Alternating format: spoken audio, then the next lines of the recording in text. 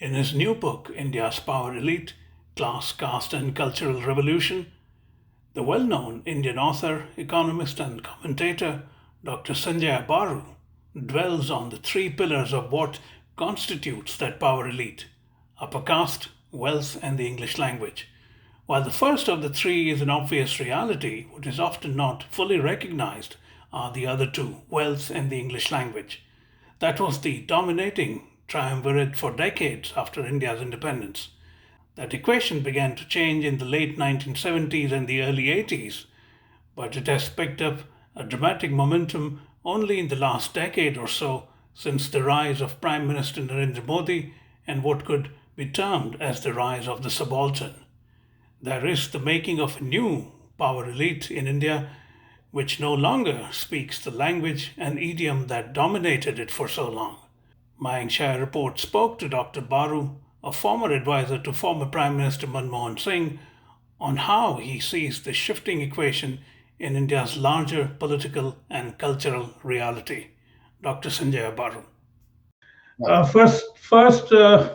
Thank you for your always expeditious response. I know you don't have any particular reason to interact, but I'm grateful for that. And Well, congratulations. I'm a retired person, writer, sitting at home thanks to COVID, so one has the time. And congratulations on your book, India's Power Elite, Class, Caste, and Cultural Revolution. Thank you.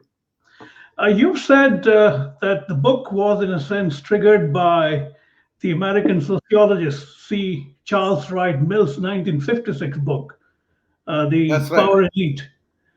His central theme was that the ordinary American citizen is helpless in the face of a political, corporate, and military power elite, while the latter, that is the power elite, is not particularly aware of its own standing in terms of its own consequence for the society at large. What is your central thesis? Well, first of all, my central thesis is that just as Wright Mills described for the United States, and this would be for most countries, I don't think it's peculiar to the US, we are all unequal societies in which an elite wields power and different forms of power. There is economic power, there is political power, there is cultural power. Power takes many forms, and I discuss that in my book. And Mills argued that in post-war America, he identified the groups that he regarded as those in control of power. Two fundamental differences between what Mills described as the US situation and what I describe as the Indian situation is that he gave a lot of importance to the power of the military in the United States. Partly because after the Second World War, with the US victory, the military emerged as a very popular and powerful institution. You had a former general as president of the United States. And also partly because during the interwar period and after the war, the military industry complex emerged as a major powerful business institution because the United States got into manufacturing defense equipment. Now, in the Indian case, we still don't have a defense industrial complex. We are beginning to have. In fact, this morning's papers announced that the government is increasing the scope of domestically manufactured armaments. So in due time, we will have a military, an industrial complex with a military dimension. But the armed forces have never been politically important till recently. I mentioned some exceptions, but by and large in India, they've been kept outside of the political system. The second difference, which is of course more fundamental and more central to my argument, is the entire institution of caste. Mills looks at the United States, American society in purely class terms. There are the rich, there are the poor, there are the middle class. But in India, class is only one dimension of inequality or differentiation. Caste is an extremely important dimension. And so my book is in fact titled The Power Elite, Caste, Class, and a Cultural Revolution. Right. I heard you quoted Dr. Ram Manohar Lohia to offer three defining features of the Indian power elite. One, you mentioned upper caste. than wealth and the English language, which is a rather interesting combination. I don't think that may exist elsewhere in terms of wealth and the English language. How much of that dynamic has changed since the rise of Prime Minister Modi, especially because he was seen as someone spearheading the rise of the subaltern? Well, I mean, that is central to my book. I, in fact, found Ramanor Loya's description of the Indian power elite in terms of these three criterion: wealth, inherited wealth, upper caste status, and the control or the access to the English language as the three elements. And he was writing in the late 50s. Now, the transition away from that has happened in the intervening 3-4 decades, not just because of Prime Minister Modi, but go back into the 1970s, 80s. Inherited wealth is still important in India, but we now have a large number of people who are first generation wealthy. Those who come out of agriculture, those who are into manufacturing, in the IT sector, for example. I mean, the classic example being, the Infosys founders, who are well known in the United States. So we have now wealth in the first generation. It's not just inherited wealth. Upper caste is no longer politically important, and that change happened in the 1980s with the rise of the what in India are called OBCs, other backward classes, the middle caste. And Mulayam Singh Yadav in UP, Lalu in Bihar, N.T. Ramarao in Andhra Pradesh. Many of these groups were essentially from the middle caste. And the significance about Mr. Modi is that he is the first really important political leader at the national level who comes from the middle caste. I mean, we had briefly Deve Gowda, who was a prime minister for about a year, who was a backward caste person. But otherwise, most of our prime ministers, and again with the exception of Manmohan Singh, was a Sardarji, was a Sikh, from Nehru to Vajpayee to Narasimha Rao, all Brahmins, upper caste essentially, and VP Singh also upper caste. Modi is the first backward caste prime minister who came on a popular vote. So the caste factor.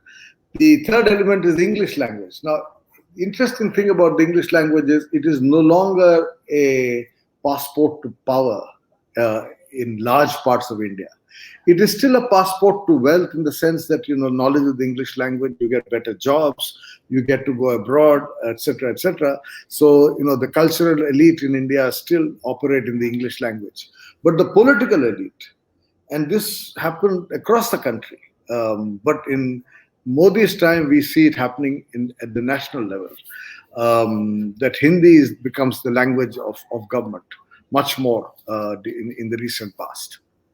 What do you think has led to the shift? And while you are at it, I'm curious personally, why is it that as a country and as a civilization, we still remain so mired in such clearly egregious nomenclature as upper caste and backward caste and other backward caste? And I haven't understood since my teenage. I'm 60 now. I still don't get this obsession with this nomenclature. Well, it's not typical to India. Caste, first of all, has various forms.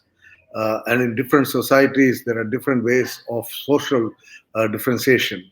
I mean, in the United States, you have white Americans, then among the whites, you have WASP, the white Anglo-Saxon Protestants, the Catholic, then you have the Jews and black, and American political analysis is all about the black vote, the Afro-American vote, the Asian American vote. So social differentiation is there in all societies. I think the interesting, and incidentally, white, black, etc., have the same feature as caste because these are inherited from by birth. You cannot be born a white and become black, or you cannot be born black and become white. So you cannot be born, a Dalit and become Brahmin, or you cannot be born a Brahmin and become a Reddy or a Jat. Your birth gives you your caste identity, just as your birth gives you your race identity. The difference between Hinduism and other religions of the book is that in other religions, conversion is possible. So you need not be born a Muslim to become a Muslim. You can be converted, or you don't have to be born a Christian to be to become a Christian, but you have to be born a Hindu to remain a Hindu. You cannot be converted into Hinduism. So, those are the kind of peculiarities of India. But the idea that society is divided into groups and unequal groups. I mean, it's not as if, these are simply kind of vertical divisions, horizontal divisions. They are also a kind of pyramidal structure of wealth and power that identifies. So if you are upper caste, you tend to be wealthier.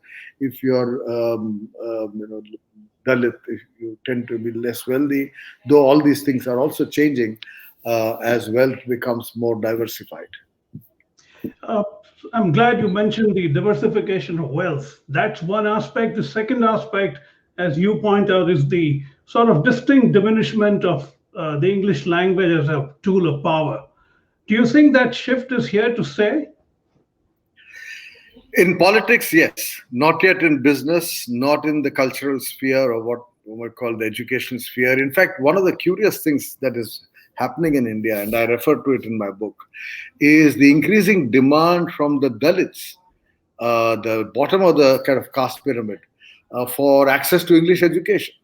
There is a famous Dalit ideologue called Kancha Ailaya, who has actually written a book demanding his argument is, if the upper castes have access to the global markets and educational and employment opportunities around the world because they know the English language, why should we be educated in our in a vernacular, in an Indian language? We also should be educated in the English language. And more, governments across the country are actually reintroducing the teaching of English because of this demand. Right. One of the most troublesome and perhaps unintended consequences of the shift that you are talking about has been sort of the brewing up of the disdain for domain expertise and intellectual rigor, which has become part of both the statecraft as well as political craft under the current dispensation. People flaunt their ignorance now. At the very least, they confuse having an opinion with possessing knowledge. Where do you think that is leading India to? You see consequences all around of being happily ignorant. Yes, indeed. I'm glad you make this point because it's an important part of my argument. In fact, the title of my book is The Power Elite, Class, Caste, and a Cultural Revolution. And I deliberately use the metaphor of the Cultural Revolution to draw a parallel between what was happening in China during the mid-60s, when academicians, scientists, professors, the intellectuals were all sent off to villages to plow fields, and they were kind of looked down upon. And you had to be a communist ideologue to remain in Beijing, and that kind of anti-intellectualism that we associate with the Chinese Cultural Revolution is something that I find worrisomely something I find with the current dispensation led by the BJP. It's not the only party that is anti-intellectual. There's a lot of anti-intellectualism in many political parties across the country, and that is worrisome. And I think that has had a impact on the quality of government and the quality of governance. I mean, you take, for example, even the permanent civil service, the IAS, the IPS, it attracted the best and the brightest 50 years ago, 40 years ago, even 30 years ago. But the quality of people coming into these services is going down because there are other professions. Quite naturally, people go into the private sector, or they go abroad, or they go into engineering, medicine, finance, banking. Don't want to come into government because government doesn't pay much. And therefore, there is a decline in the quality of people in government. But I think more than that, this anti-intellectualism, because of which politicians think that they know it all. I mean, everything is justified often by governments on the grounds that the minister in charge wants this done. As if the minister's wisdom is the last word. Yeah. And so we keep being told the Prime Minister wants this done. Even if all the architects in Delhi and around the country and the world have been criticizing what is called the Central Vista project, we are told the government wants it done. So the government is the only repository of all wisdom. And I think that is a dangerous trend, that you devalue the views of experts, you devalue the views of professionals, and that is not going to keep India in good state. Do you think there is a limit to reaping the political benefits of this approach that the Modi uh, idea seems to have done for the last 7 years? Is there a limit to how much you can milk this, or you think this can go on for a while? Well, it could go on for a while depending on how well the economy does. I mean, of course, I'm a trained economist, and I have always believed that each one of us as individuals, what we look for in life is economic security, job security for ourselves, for our children, for our grandchildren. And as long as the economy is doing well, I think a lot of wrong policies can be pursued quite easily. It's happened in the past, it can happen again. But right now, the Indian economy is in a very bad shape. So I think it's a good question, but I'm not yet clear what the answer is, because even in 2019, Modi won that election partly because of the whole wave of nationalism stirred by the Pulwama terrorist attack and cross-border attack on Pakistan. So we use this latent anti-Pakistan, anti-Muslim sentiment to whip up support, because economy had already started functioning badly. I mean, the decline in the performance of the economy precedes COVID, and the COVID has only made it worse. Right. I'm glad you mentioned that, because again, I read some figures that between January 1st and March 31st, 2020, the GDP was about 3.1% in that quarter on an annual basis, which ironically, as I think even Dr. Swami pointed out, is the Hindu rate of growth in an avowedly Hindu dispensation. Where do you think, with that as a backdrop, what is the way out? And India is in the midst of a horrific pandemic. There is an all-round economic mismanagement, as you have pointed out frequently. Where are we headed now? Well, we are in a low-level equilibrium at the moment. I mean, if you look at the long period from 1950 onwards, from 1950 to 80, we had this 3.5% growth, which was called by Raj Krishna, an economist, as the Hindu rate of growth. But the reason he called it the Hindu rate of growth was not to disparage Hinduism, as Mr. Swami thinks. But actually, the reason he called it the Hindu rate of growth is that the argument was that, this is a rate of growth that does not destabilize society. Because a kind of Hindu attitude is, so as long as you're better off today, you're better off than yesterday, you live with it. We were not an ambitious society seeking higher rates of growth. But that phase ended. From 1980 to 2000, we had 5.5% growth rate. And from 2000 to 2015, we have had 7.5% growth. So actually, we've been on a rising growth curve, and that is the basis on which people have talked about a rising India, even in the United States. I mean, people like President Bush, Condoleezza Rice, at the turn of the century, they were all drawing attention to the fact that India was now catching up with China. But since 2015, the decline has begun, and today nobody looks at India as catching up with China. China is now 5 times bigger than India. And the idea that somehow we were catching up with China is now regarded, it's not on the table at the moment. Right. Within India's stifling fiscal constraints, are there any lessons to be learned from the Biden administration's massive stimulus package, which put money directly into the hands of Americans? And this, I mean, as a strategy that you've talked about to boost demand rather than just the supply. Yes, I think more and more economists have been arguing in favor of a fiscal stimulus, putting money into the hands of people, particularly the poorer sections of society, the unemployed, the young, and in the hope that they will consume more, boost demand, boost the economic growth. And a lot of people are puzzled as to why the government is not yet doing it. The government has its own argument. They think they've done what was needed this year, that they will do more when it is needed, etc. But I have my own personal theory on this. I think, Narendra Modi is the kind of politician who wouldn't waste his money prematurely. There are no elections due this year. We are now only in June. For the rest of the next 6 months, he doesn't have to go and ask for votes. He has to win, a lot of elections next year, particularly in his own home state of Gujarat and in the state from which he got elected, UP. Both are due in 2022.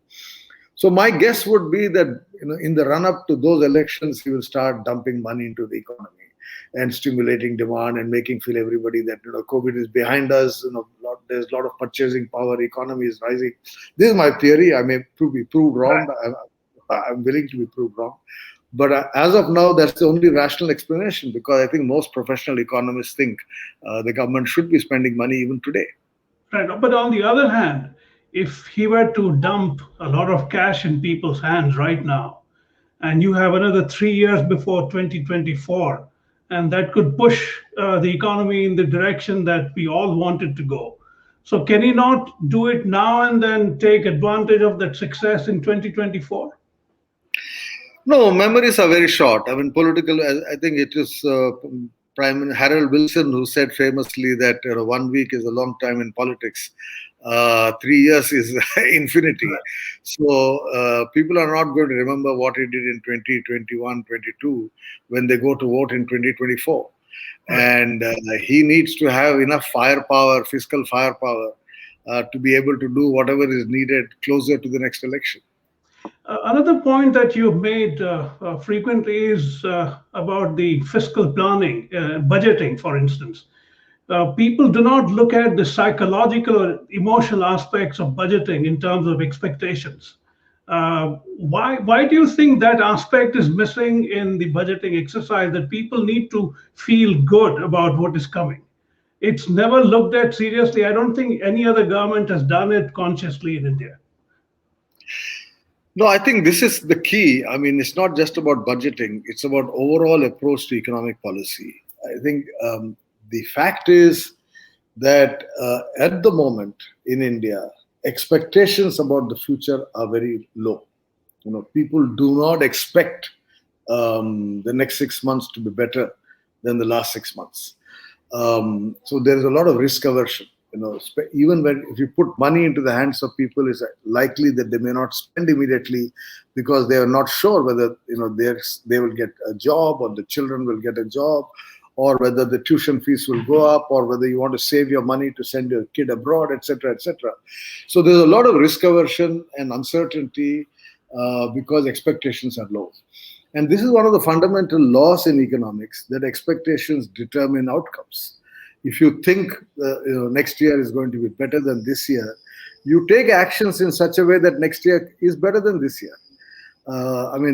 We've seen this in the past. It's not correct to say that former governments did not understand this. In fact, the one person who understood this very well was Dr. Manmohan Singh, who was a Keynesian. What is surprising to me about this government is that they don't seem to, first of all, recognize the role of expectations, because they are not formed with speeches. I mean, it's not enough if the Prime Minister says tomorrow will be better than today, or if the Chief Economic Advisor says it. You need to pursue a kind of range of policies, social policies, political policies, economic policies, which give confidence to people that here is a government that knows what the problem is. Here is a government that has highly talented people in it. Here is a government that is ready to, and therefore, things will get better. Unfortunately, that optimism is lacking, right? Because the experience of the last 3-4 years is that we seem to have a government without adequate expertise. A lot of mistakes being made, even in the vaccination program, for instance, a lot of incompetence in the way it's done. In maintenance of law and order, a lot of incompetence. So incompetence is something that creates a lot of uncertainty. Right. Another point I've not personally understood is this rather persistent reluctance on the part of governments around the world, not just in India, to print massive amounts of money at the time of such crises.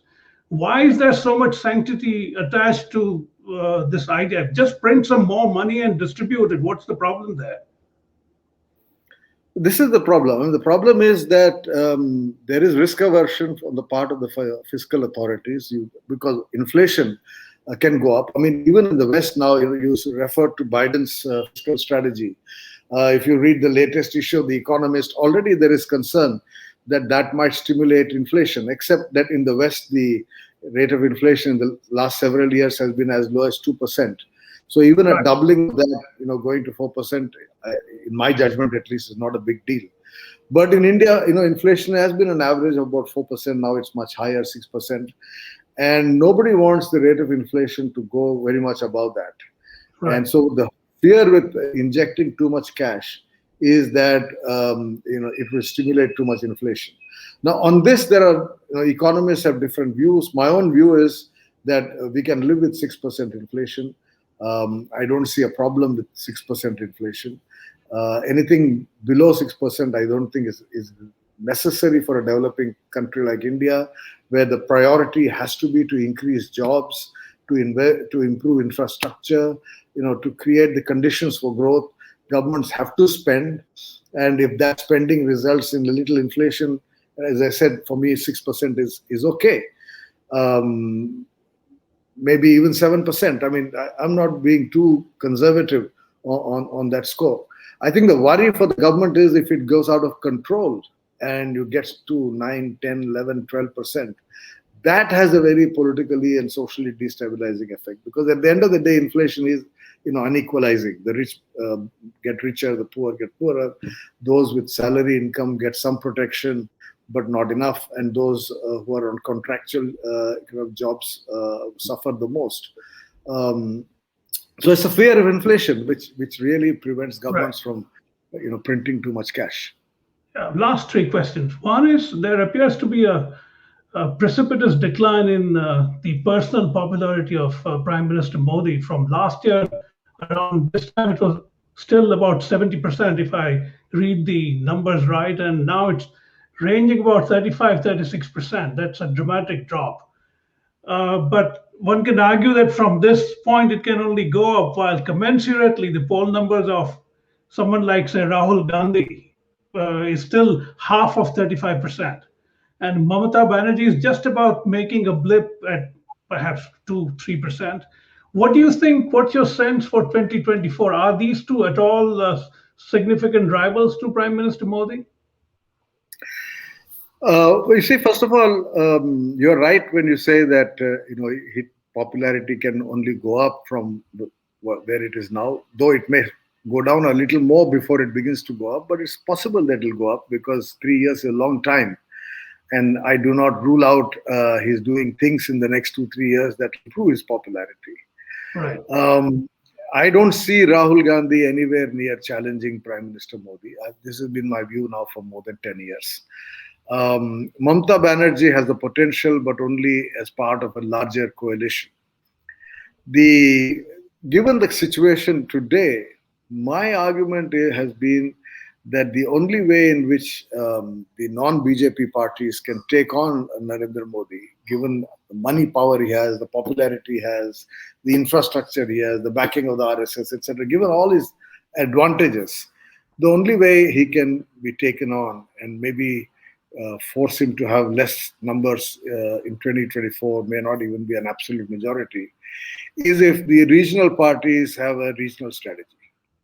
That in each state you have to craft a strategy like Mamata has in Bengal.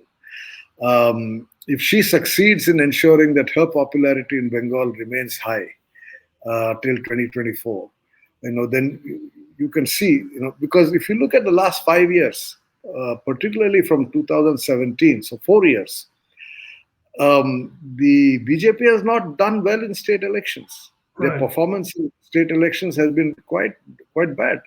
In 2 or 3 states where they lost, they regained power by buying up support.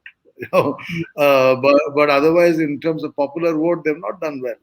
So some kind of a coalition of regional parties can challenge him, maybe prevent the BJP from getting an absolute majority, and therefore become less belligerent and less aggressive and less arrogant than what it has been in the last 1 year. Particularly after 2019, we see a turn for the worse.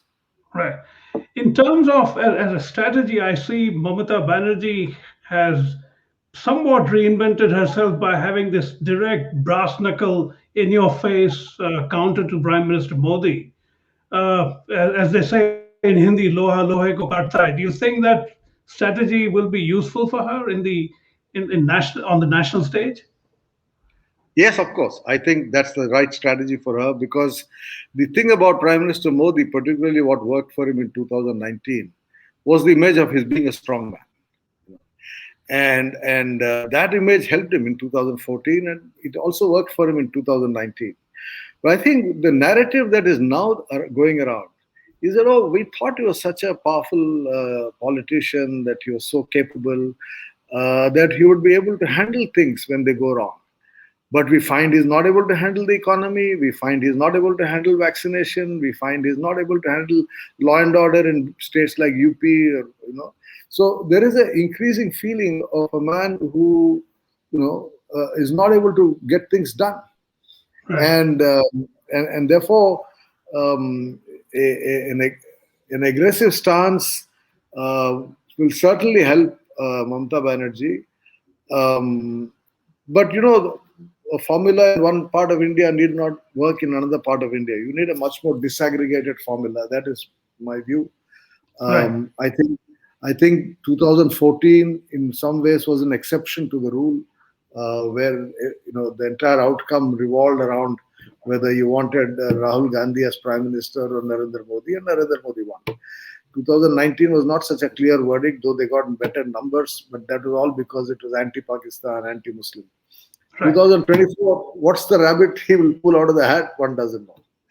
And finally, why is it that the BJP has remained a party obsessed with elections and not governance, while Congress is a sort of a mirror image in reverse? It's reminiscent of somewhat the equation here in America, where Republicans seem to be perpetually campaigning, while Democrats, if I may coin a term right here, policy wonking. I see a lot of parallels between the two.